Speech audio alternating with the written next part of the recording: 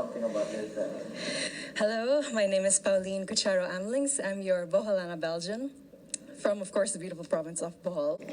And then, what is that one major lesson that you learned during this pandemic? I think I learned so many things from cooking to planting, but I think one thing that I really learned is how interconnected everything really is.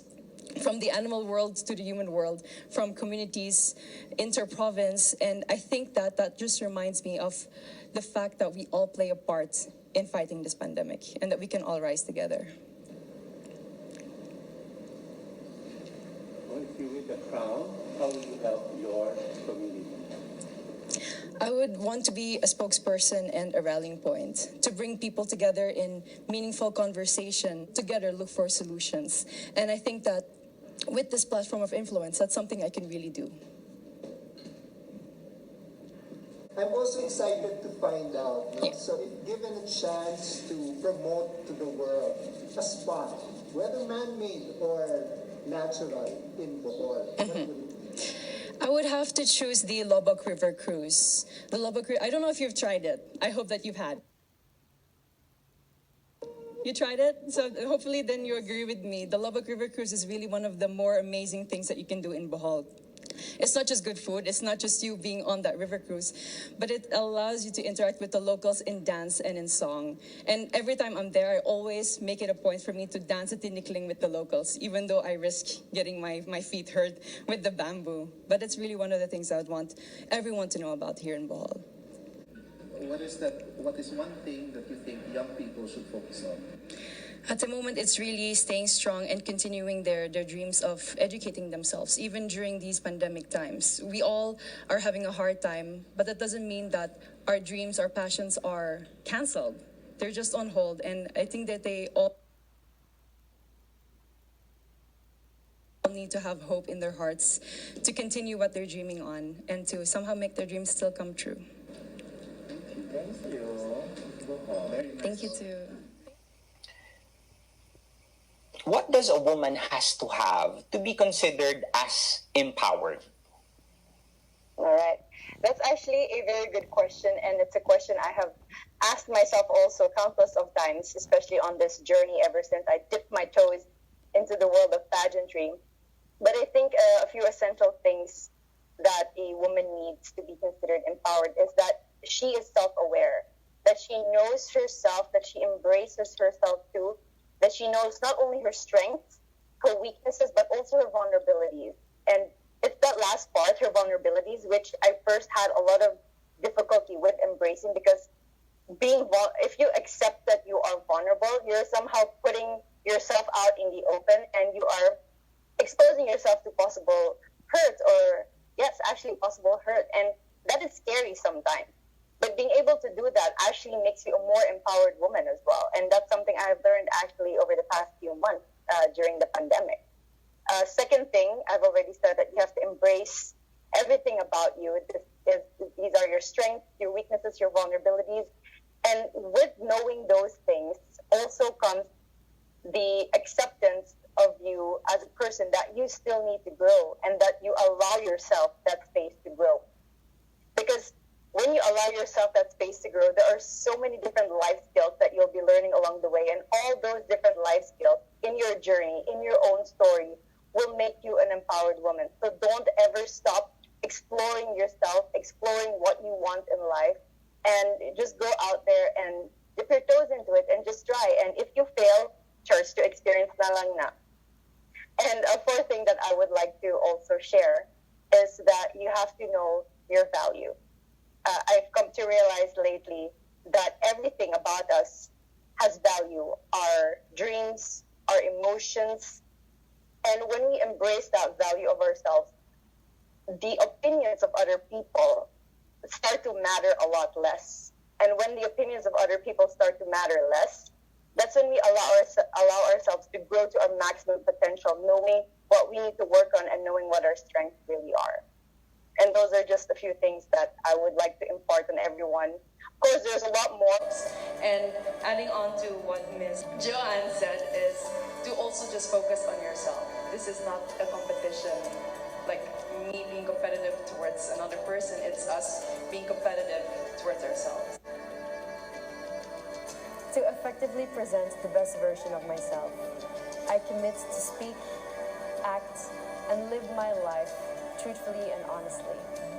To show courage when I'm afraid, to show strength in my weakness, and to share hope even during these difficult times. I want to be able to give as much as I can to those who are in need, even during times of personal crisis.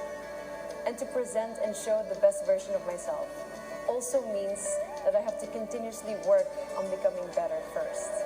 I know that people are not expecting perfection, but during these times and with the platform given to me, I want to step up as a role model. To make a positive impact in today's society, we have to put people first. Before ever thinking of how this can be achieved, using our ingenious ways to influence.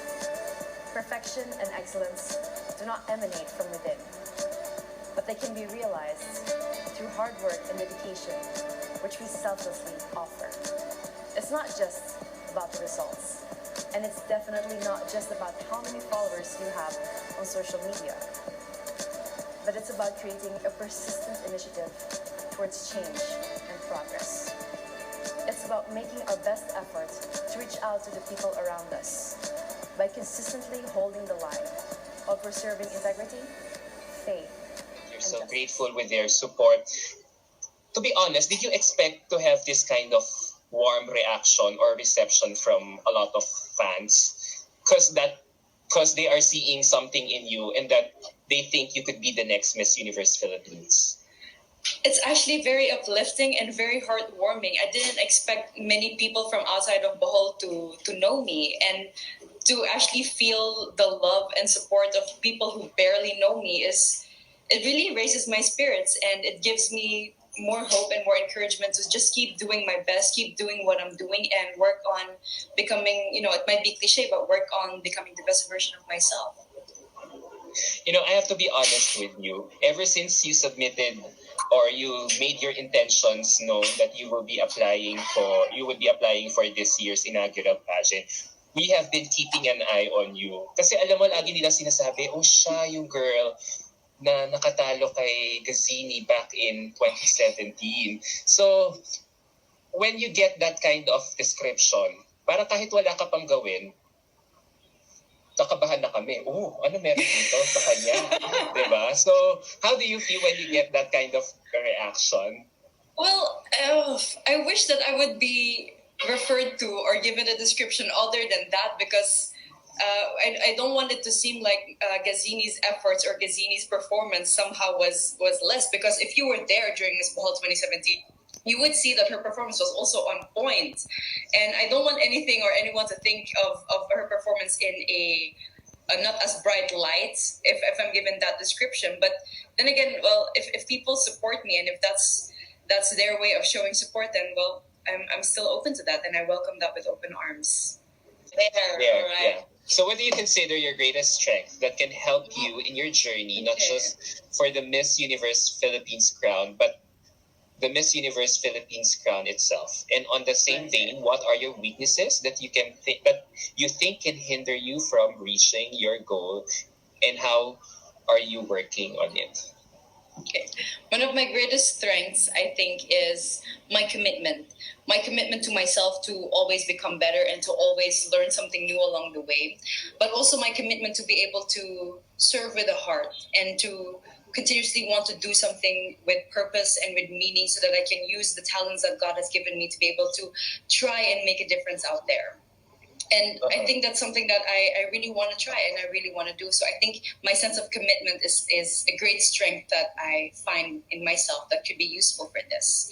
And when it comes to my weaknesses, before I used to compare myself to other people as well. And that's something now even that I sometimes struggle with, especially when other people start to like verbally compare me to someone else and then mention that name and then mention all the qualities that other person might have, which I might not have yet, or which I'm still trying to work on myself. So that was something that I struggled with until earlier this year. And I think I'm going to name drop here.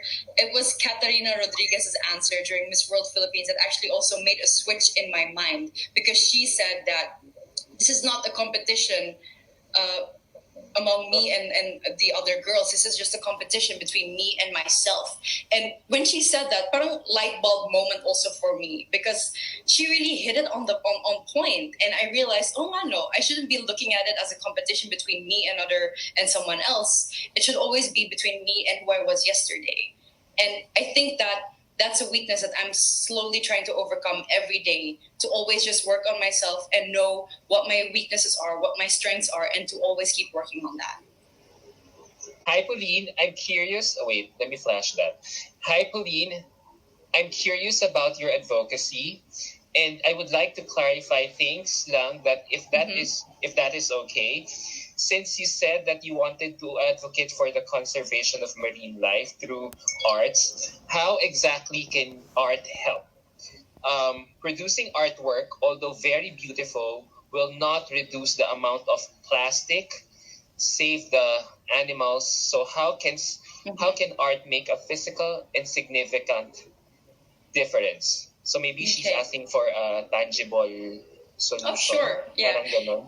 Yes, thank you, Ms. Sophia Cruz, for asking that question and for giving me the opportunity to expand on my advocacy. So my artwork that I'm creating in my coloring books is something that I'm creating myself, which is what makes this advocacy very personal to me.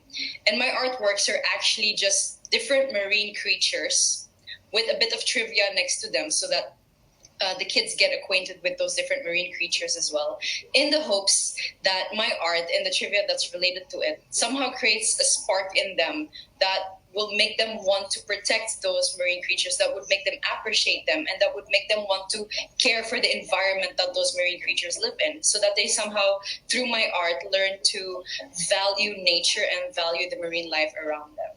And then in my artwork, or in my next coloring books, I would be able to put in some tips and things to do or things not to do when you're at the beach, for example, so that my artworks and my coloring books can somehow shape the minds and create maybe a paradigm shift in the minds of our the young kids here in the Philippines, so that they themselves will become better stewards of God's creation, so that they will be the ones to reduce the amount of plastic in the ocean, to save the animals in the ocean as well, and so that they'll be the ones to create that change. And I just hope that my artwork will somehow be the factor that will lead them toward that change.